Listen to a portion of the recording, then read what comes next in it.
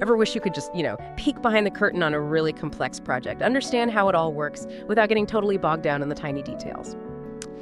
Well, that's exactly what we're doing today. We're taking a deep dive into the pretty cool process of restoring a classic motorcycle. Our subject, it's a real icon actually, the Yamaha DT502, a 1990s off-road bike. And our mission basically is to unpack this whole journey, how this specific machine was brought back to life, piece by painstaking piece. We're drawing all our insights from this incredibly detailed video source you've given us. Yeah, and what's really interesting about this DT502 specifically is its history. It was designed as this light, durable, kind of multifunctional entry-level dirt bike. It followed on from the very popular 1978 DT50 series. And that whole line, well, it got popular worldwide, really. Simple design, classic look, super adaptable, and importantly, low maintenance. And the 50 in the name, as you probably guessed. Yeah, that's its 50cc engine. Right, and that 50cc engine, it tells you a lot about where it was aimed, market-wise. Bikes like this were, super common in Europe, especially the UK. Why? Well, because the rules there said 16-year-olds, just with their basic CBT, that's compulsory basic training, a basic safety course, they could ride bikes under 50cc. So, yeah, it was pretty much the standard vehicle for local hooligans. You can almost picture it, right? But seriously, that regulation, it clearly shaped things. Okay, so let's unpack this restoration journey. The expert in the video, Mr. Q, or Ju Yongge, as the source calls him, he'd already done the initial disassembly before filming kicked off. That's right. So the actual restoration process, like a lot of these projects, it really started with the chassis, the bones of the bike, and the very first step, getting all that old paint off the frame. For that, they used aerogel. The aerogel, that's super lightweight, kind of weird, porous stuff. Exactly. It's known for being effective, but, quite gentle. Good for stripping paint without damaging the metal underneath.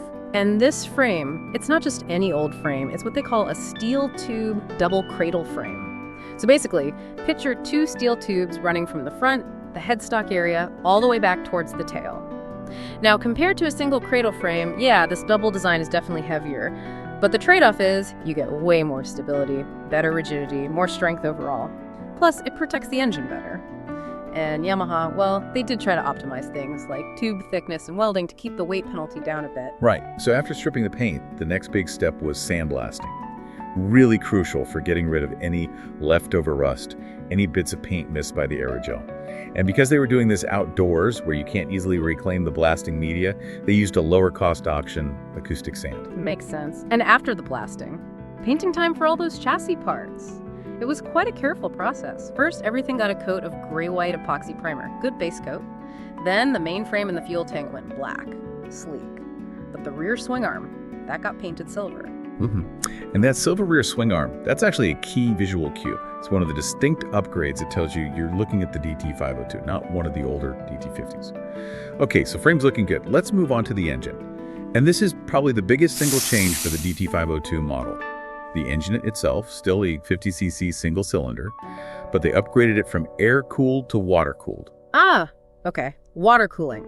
Now, for a small 50cc engine, how much difference does that actually make? Is it like a game changer? Oh, it's pretty significant, yeah. Water cooling is just much better at getting rid of heat.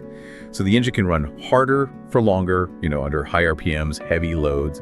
And because it stays cooler, it allows for more aggressive tuning. You can push things like the compression ratio, raise the RPM limit, and the result, a noticeable jump in power. Went from maybe 5 or 6 horsepower on the old air-cooled ones up to around 7 or 8 horsepower for this water-cooled version. Okay, that is a decent boost for a little 50cc. And when they took this specific engine apart, what condition was it in after, 30 years? Remarkably good, actually, which is always a nice surprise in these projects. No scoring on the cylinder, piston and connecting rod look good, no obvious wear, no oil leaks either, and very little carbon buildup inside. So the conclusion was, you didn't really need major repairs. It was more a case of thorough maintenance, a good servicing, cleaning, new seals, that kind of thing. That's fantastic news for the restorer. The source brings up an interesting comparison here. It talks about the long-term repair costs, like comparing a 30-year-old internal combustion engine like this one, which just needed a good clean and service, versus, say, a modern electric vehicle. Specifically, the potentially huge cost of replacing an EV battery down the line. It really got me thinking about, the economics of keeping older machines running. What stands out to you about that? Well, it's a really valid point. The difference in long-term ownership economics can be huge. Older ICE vehicles, like this Yamaha, They're often quite modular, easy to repair specific parts. You contrast that with EVs, where a major component like the battery is this huge, integrated, expensive unit. If that fails out of warranty, well, it's a massive cost. It definitely makes you reconsider what longevity means for different types of vehicles. Yeah, it really does. A powerful point indeed. So back to this specific engine, how do they clean it up? Okay, so the process was, first, wash the outer shell parts, the casings, with gasoline to get the grime off. Then they use shot blasting. It's similar to sandblasting, but uses tiny metal balls, or shot. It's a bit more aggressive, good for derusting metal parts thoroughly. After that, mask off any areas you don't want paint on, obviously, and finally spray it with a silver white finish. The idea was to match the original look of the engine. Gotcha. And what about the other engine bits? Carburetor? Air filter? Carburetor was checked over, seemed fine, no issues there. The source did note, though, that while the air filter looked okay-ish, it probably would have been ideal to just replace it, for peace of mind. Standard practice, really. Oh, and another upgrade worth mentioning, the gearbox. It went from a 5-speed on earlier models to a 6-speed on the DT502. It gives you a bit more flexibility. So, quite a few tweaks and upgrades around the engine then. Definitely. But here's something fascinating. The actual origin of this engine, the 5BK model, it's a single-cylinder 2-stroke. Now, Yamaha, they're obviously brilliant at engines, but this specific small engine, it wasn't actually made by Yamaha. Really? Who made it then? It was supplied by an Italian company called Minarelli. They started way back in 1951. And Minarelli, they're really well known for making high-quality, small displacement engines, usually, 50cc up to maybe 125cc. They had this long-standing partnership with Yamaha starting back in the 70s. Basically, Yamaha needed good, small engines to meet the huge demand in Europe for bikes like the DT50. So they teamed up with Minarelli, leveraging their expertise in supply chain. And here's the interesting bit. Yamaha actually fully acquired Minarelli in 2002. Wow, okay, so Yamaha bought the company that was making their engines for them. That really muddies the waters a bit, doesn't it? What does that mean for, brand identity? Is it a Yamaha engine or a Minarelli engine or both? It's a great example of how these big global brands work, using specialized expertise from other companies, sometimes even buying them out to meet specific market needs. It definitely shapes what we think of as a purely Yamaha product. Something for you to chew on as we move from the engine to the supporting components. Let's start with the radiator since it's water-cooled now. All right, the radiator. Thankfully, no major dramas there. The cap was rusty, but that was cleaned up using citric acid, then protected. There were some bent cooling fins, which is pretty common. Those were carefully straightened out after a good clean. And then the whole radiator unit was painted. So yeah, fairly straightforward fix. Good. And what about stopping power? The brakes. You mentioned this was another big upgrade for the DT502. Huge upgrade, yeah. The older ones had drum brakes, front and rear usually. Yeah. But the DT502 got disc brakes. A big step up in performance and feel. So the caliper needed some work, I assume. It did. It got a full restoration, taken apart completely.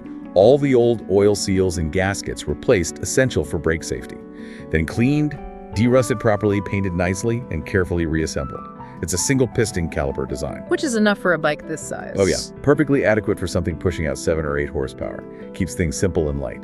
And interestingly, just like the engine supplier, this brake caliper, also supplied by an Italian vendor, seems Yamaha relied quite a bit on Italian specialists for this model. Interesting pattern there. Okay, engine, radiator, brakes. What about the wheels? Wheels next. The tires themselves were actually okay, no damage. But the wheels, the rims and hubs, they got the full treatment. Mr. Q cleaned them up, de-rusted them. Then he did dynamic balancing, which is interesting. The source notes he did it without checking the balance first. Just went straight to balancing. Okay. Maybe he just assumes they'll need it after de-rusting and painting. Could be. And then, yeah, they were painted black. So after all that work, the wheels look pretty good, nice and fresh. I sense a but coming. The source mentions something felt a bit off. Exactly. This is where you get that little bit of intrigue. The video notes that while the wheels looked good objectively after the treatment, something still felt missing. That feeling, that subtle thing that only maybe a real enthusiast or the restorer themselves would pick up on. It adds a layer to the story, doesn't it? It does. Okay, so moving towards the final touches, the exterior parts. These got attention too. There's the high-mounted exhaust pipe, typical dirt bike style, and a few shallow dents, nothing too major. That was dealt with.